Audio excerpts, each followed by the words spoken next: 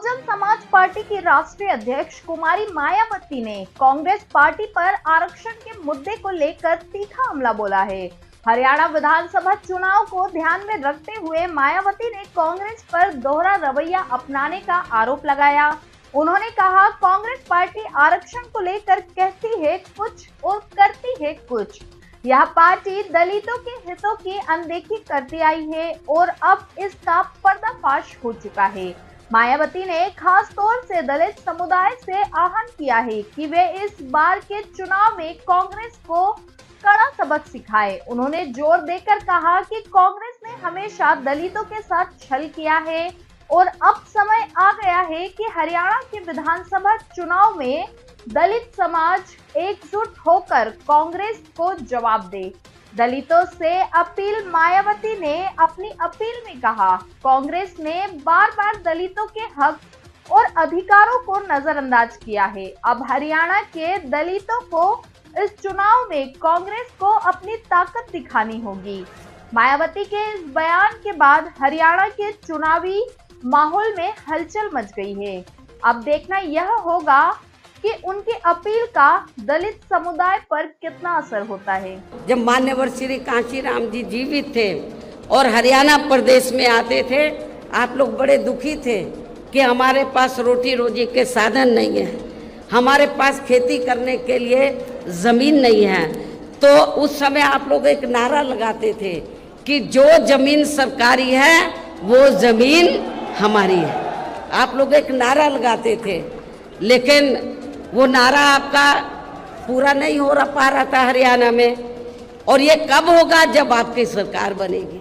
लेकिन जब उत्तर प्रदेश में 4 बार हमें सरकार बनाने का मौका मिला, तो उत्तर प्रदेश में हमने बड़ी संख्या में लाखों लोगों को, जो दलित वर्ग के लोग थे और जो गरीब लोग थे अन्य समाज में, उनको हमने किसी किसान भाई की 1 इंच भी जमीन छीनकर हमने भूमिहीन लोगों में नहीं बांटी थी, बल्कि सरकार के पास जो खेती करने के लिए सरकारी ज़मीन खाली पड़ी थी, उस सरकारी ज़मीन के 2-2, 3-3 एकड़ के पट्टे काटकर हमने भूमिहीन लोगों को, जो गरीब लोग हैं, भूमिहीन लोग, जो दलित वर्ग के लोग हैं, उनको खेती करने के लिए हमने फ्री दी।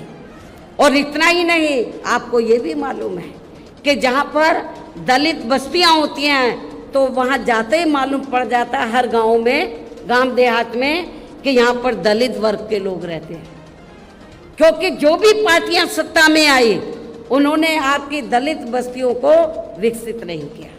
लेकिन जब हमारी पार्टी की सरकार बनी, हमने डॉक्टर भीमराव अंबेडकर ग्राम विकास योजना के तहत, तो जहाँ पर दलित लोग रहते थे, हमने गांव चिन्हित किए अधिक तादाद में, उनको हमने इस योजना के तहत उनको सुविधा मुहैया कराई, उनको सुविधा उपलब्ध कराई और उनको विकसित किया, डेवलप किया। लोकसभा व विधानसभा चुनाव में महिलाओं को जो 33% आरक्षण देने की बात कही गई है, तो उसमें SC, ST व OBC वर्गों की महिलाओं को अलग से कुछ भी आरक्षण नहीं दिया गया है।